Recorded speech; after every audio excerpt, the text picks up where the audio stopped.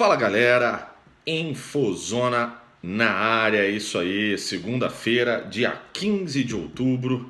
E aí eu venho trazendo aqui as notícias do final de semana, né? Um rescaldo aí da goleada do Flamengo contra o Fluminense por 3-0, notícias também políticas, notícias de detalhe do jogo, né? E das próximas rodadas aí do Flamengo no Brasileirão. Bom, não deixem de dar seu like, compartilhar o vídeo com seus amigos e suas amigas, seus familiares e suas familiares.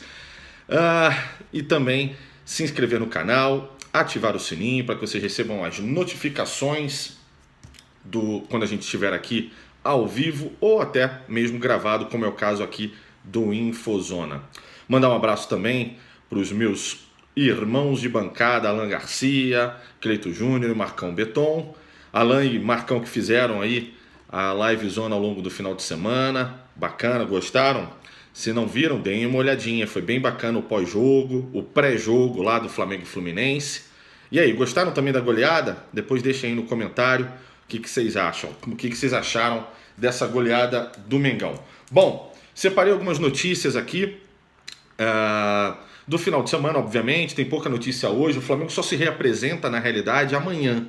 Né? O Flamengo está de folga, teve folga ontem e hoje só se representa na terça-feira, amanhã, dia 16 de outubro, para iniciar a semana de treinamentos e preparação para o jogo contra o Paraná, isso, que será fora do Rio de Janeiro. Né? Tinha até aquela possibilidade do Flamengo jogar contra o Paraná em Cascavel, mas isso já foi descartado. Vai jogar lá, lembra do estádio? Lembram do estádio? Pois é. Vão jogar no estádio do Paraná mesmo e, enfim, começam os treinamentos amanhã. Então não tem muita notícia de agora, nesse exato momento. Vamos falando das notícias do final de semana e algumas que vão começar a aparecer, a pipocar ao longo do dia, que já são esperadas. Antes, vamos falar lá do Fla-Flu, né?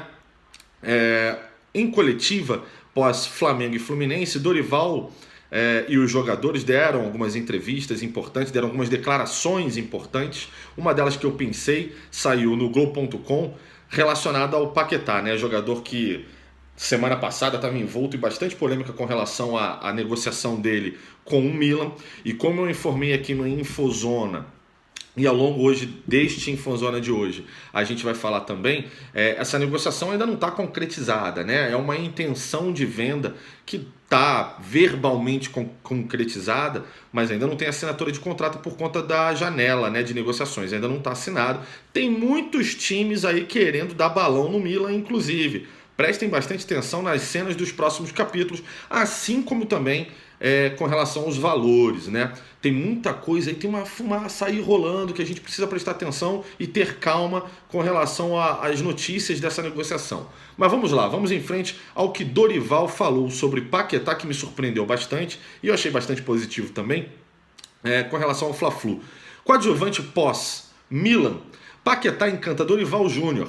Parece muito De Bruyne, Modric e por aí vai. Em Fla-Flu decidido por Vitinho e Uribe, camisa 11 é participativo, em maior liberdade para atuar no meio de campo e recebe elogios rasgados do treinador, jogador que marca história.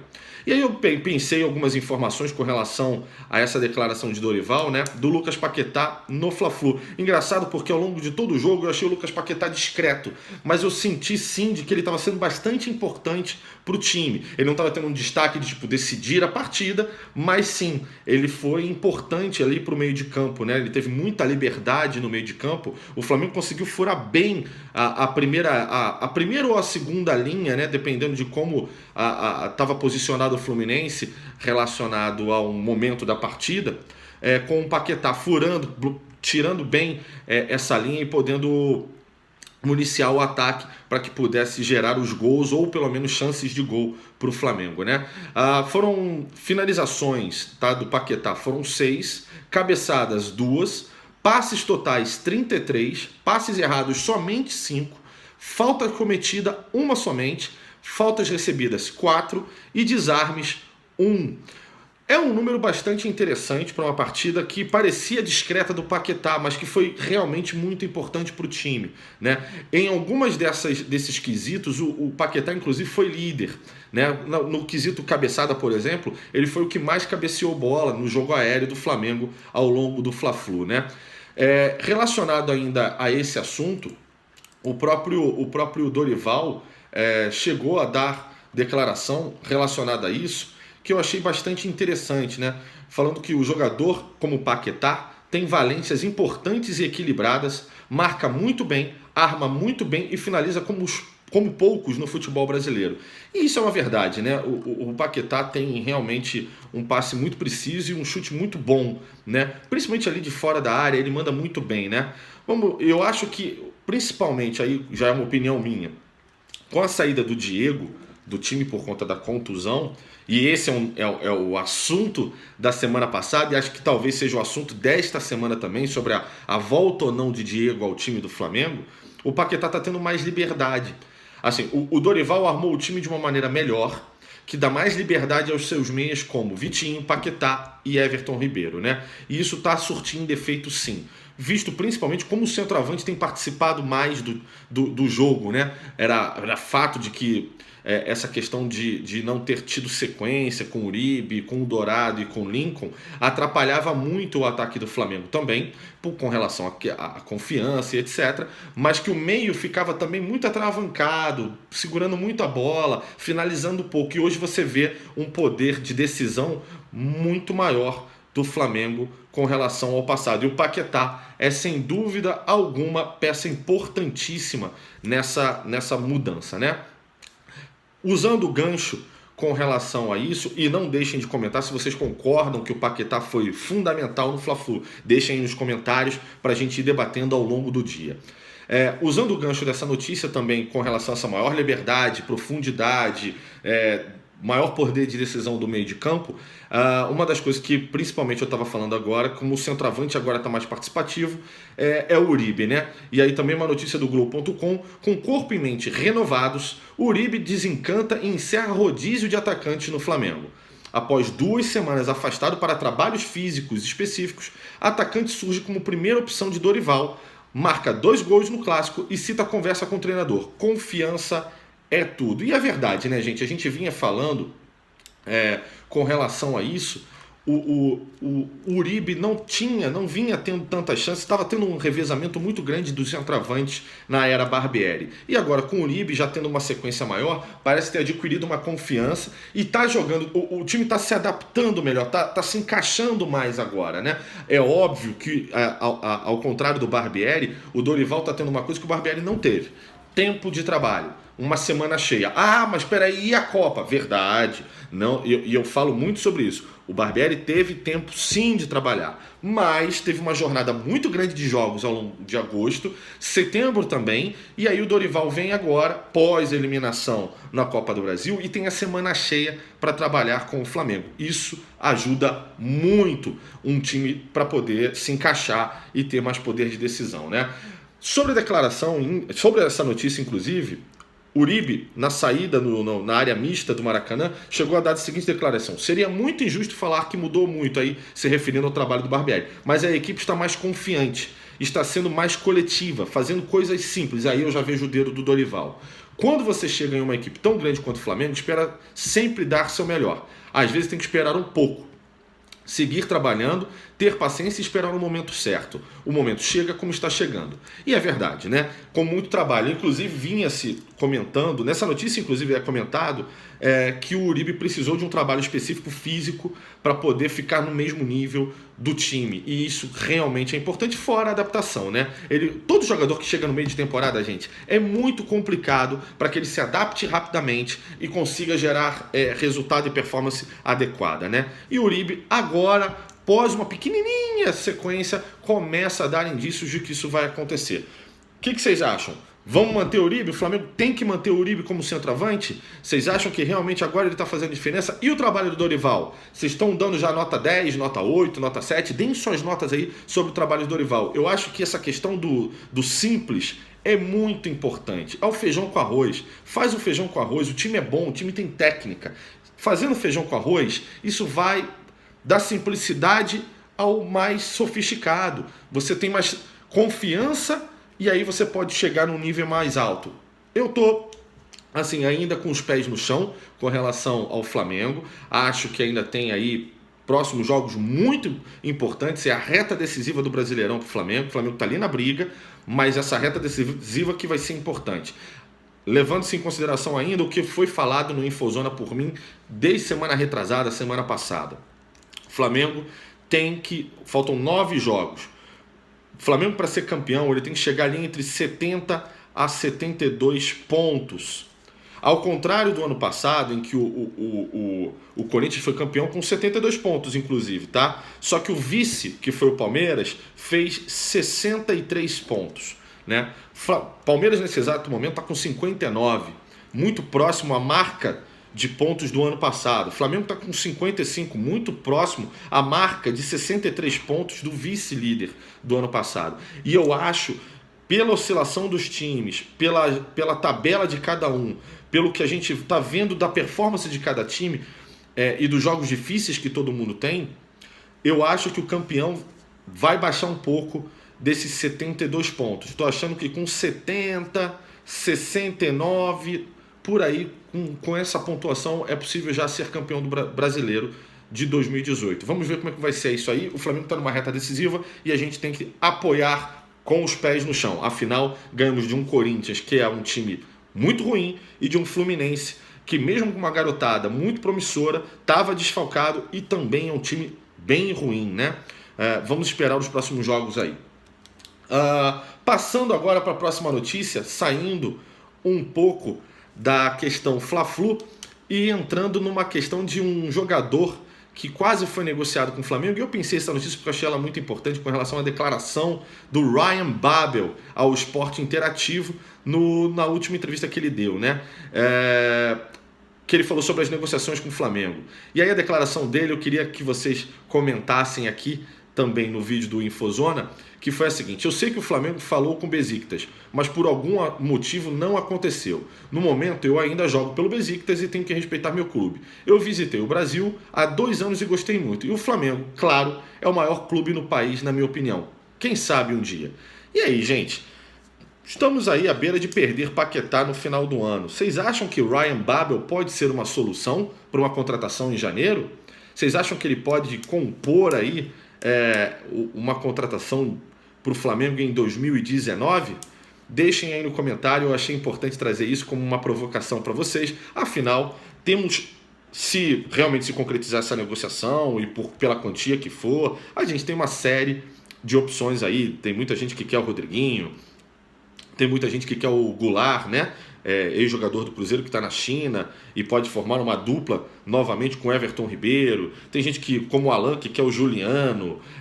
Tem muito jogador como opção para essa zona do jogo, né? Zona de campo. E aí o Ryan Babel para vocês seria uma opção? Comentem aí, a gente fala disso ao longo do dia.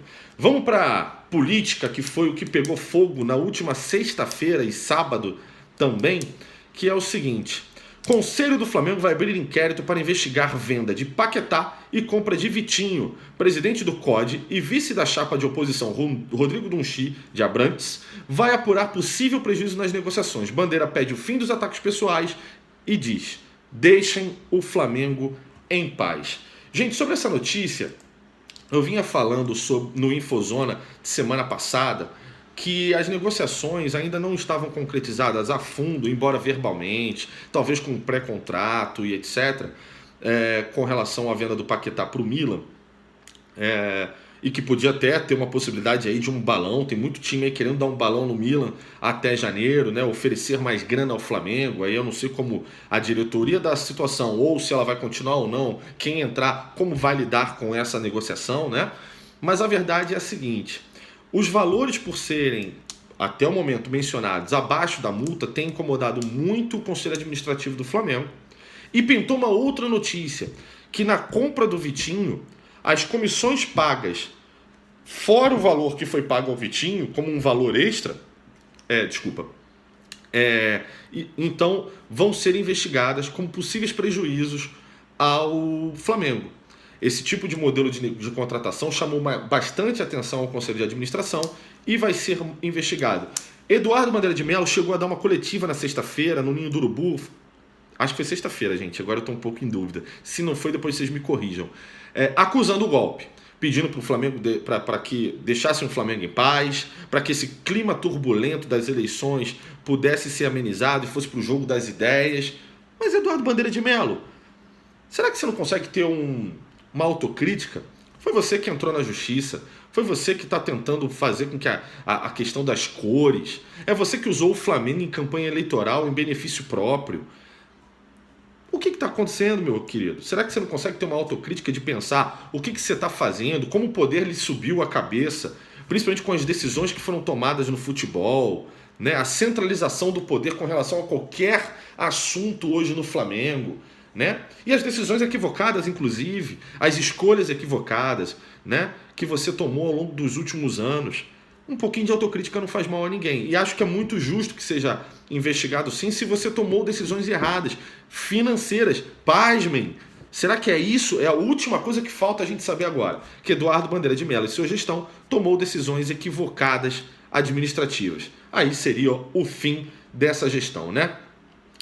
E para terminar, o Infozona de hoje temos a seguinte notícia com relação à reta final do Brasileirão. Fla divulga parcial de pacotes vendidos para os jogos do Brasileirão no Maracanã. Era aquele pacote para os sócios torcedores, para os 3 últimos jogos do Maracanã do Flamengo, né?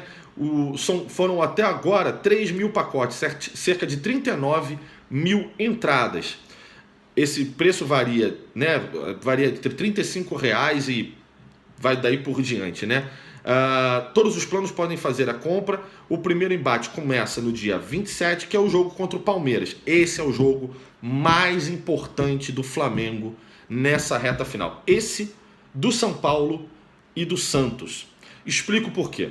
Palmeiras, porque é o adversário direto, é o líder do Brasileirão e tem um elenco absolutamente sob controle do Filipão.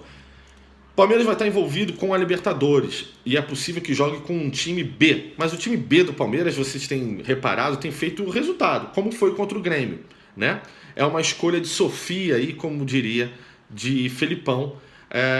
E é um jogo muito importante. Eu acho que é esse jogo que vai definir o futuro do Flamengo no Brasileirão. Logo após, joga em São Paulo contra o São Paulo. São Paulo em viés de queda.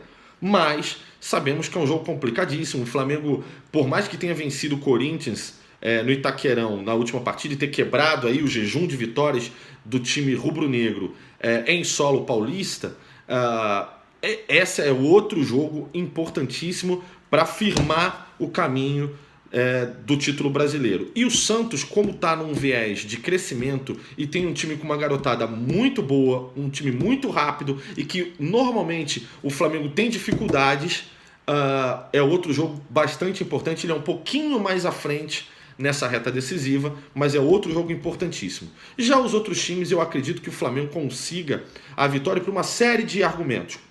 Primeiro, joga em casa. O próprio Grêmio, que pode estar envolto também a Libertadores, as finais da Libertadores. O Cruzeiro pode ter, outro time que o Flamengo pega nessa reta final, mas pode já estar com o título da Copa do Brasil e tirando o pé no Brasileirão e joga fora, joga no Mineirão. Pode estar tirando o pé para não, beleza, só vou cumprir a tabela aqui, então pode ser um jogo de repente mais fácil para o Flamengo. O Atlético Paranaense é um time em viés de crescimento, tem jogado bem, mas é a última rodada do Brasileirão, talvez já esteja naquela, já cumprir a tabela, já não tem risco de queda, beleza, até ano que vem, entendeu? Então assim, tudo vai depender muito do momento e esse momento pode ir mudando conforme a tabela acontecendo e o que for acontecendo também nas outras competições, né? Bom, essas foram as notícias de hoje. Depois deixem seus comentários aí se vocês concordam ou não com os comentários de Perrota aqui no Infozona, meus queridos telespec. E não esqueçam, amanhã às 22 horas tem a Live Zona comigo, Ricardinho Perrota, Marcão Beton, Cleito Júnior e Alan Garcia, para a gente comentar tudo sobre a semana do Mengão. Falou? Espero vocês amanhã em mais um Infozona. E não esqueçam também da Live Zona. Deixem seu like, compartilhem esse vídeo, se inscrevam nas mídias sociais do Zona Rubro Negra e de seus integrantes, Marcão Betão, Marcos Beton, Alan Garcia Leite, Cleiton Júnior e Ricardo Perrota. Um grande abraço e até amanhã. Tchau, tchau.